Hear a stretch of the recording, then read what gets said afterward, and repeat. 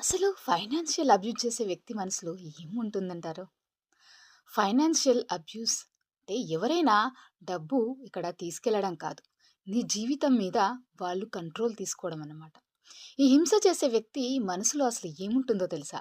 మొదటిది inferiority hidden as control. అంటే బయటికి వాళ్ళు కాన్ఫిడెంట్‌గా కనిపిస్తారు. కానీ డీప్‌లో వాళ్ళు ఒక ఇన్‌సెక్యూరిటీ ఫీలింగ్ ఉంటుంది.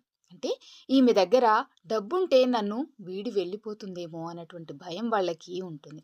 అందుకే నీ ఇన్‌కమ్, నీ ఎక్స్‌పెన్సెస్, నీ డెసిషన్స్ అన్నీ కూడా కంట్రోల్ చేయడానికి ప్రయత్నం చేస్తారు. రెండోది పవర్ అడిక్షన్. ఫైనాన్షియల్ అబ్యూస్ చేసేవాళ్ళు లవ్‌ని కాదు, పవర్‌ని ఎంజాయ్ చేస్తారు.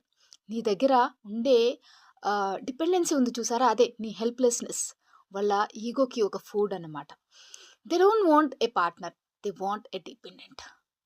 థర్డ్‌ది ఏందంటే ఓనర్‌షిప్ మైండ్‌సెట్ అన్నమాట. అంటే వాళ్ళ థింకింగ్ ఇలా ఉంటుంది. నీ డబ్బు, నా డబ్బు, నీ లైఫ్ అనేది నా కంట్రోల్. ఇది పార్ట్నర్‌షిప్ కాదు. ఒక పొసెసివ్‌నెస్ యొక్క ఎక్స్‌ట్రీమ్ ఫార్మ్ అన్నమాట. నాలుగోది ఫియర్ ఆఫ్ లాసింగ్ కంట్రోల్. అంటే నీకేదైనా పని దొరికినా భయపడతారు. నీ ఇన్‌కమ్ పెరిగినా డిస్టర్బ్ అవుతారు. నీ యొక్క డెసిషన్స్ ఉన్నాయి చూసారా? అవి ఇండిపెండెంట్ అయినా కూడా అసహ్యపడతారు. ఎందుకంటే వాళ్ళ యొక్క డామినేషన్ అనేది స్లోగా తగ్గిపోతుంది అనేటువంటి భయం అన్నమాట. ఐదోది జస్టిఫికేషన్ మైండ్‌సెట్.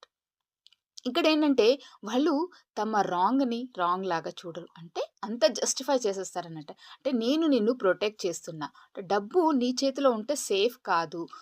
నన్ను నువ్వు ట్రస్ట్ కంపల్సరీగా చేయాలి అనేటువంటి ఈ జస్టిఫికేషన్స్ వల్లే వాళ్ళు తమ యాక్షన్స్‌ని ప్రేమగా లేబుల్ చేస్తూ ఉంటారు. లాస్ట్‌లీ అండ్ ఫైనల్లీ ఏంటంటే ఫైనాన్షియల్ అబ్యూజర్ అనేటువంటి వాళ్ళు మనసులో వాళ్ళు ప్రేమతోటి మీ మీద ప్రేమతోటి ఉండరు. భయం, ఇన్‌సెక్యూరిటీ, డామినేషన్, ఓనర్‌షిప్ ఇవే వాళ్ళ మనసులో ఉంటాయి. అందుకే కంట్రోల్ చూసేవాళ్ళు ఎప్పుడు కూడా వాళ్ళని కేర్ చూపిస్తున్నారు అని అనుకోకండి. అదొక రెడ్ ఫ్లాగ్ అని గుర్తుంచుకోండి. నమస్తే.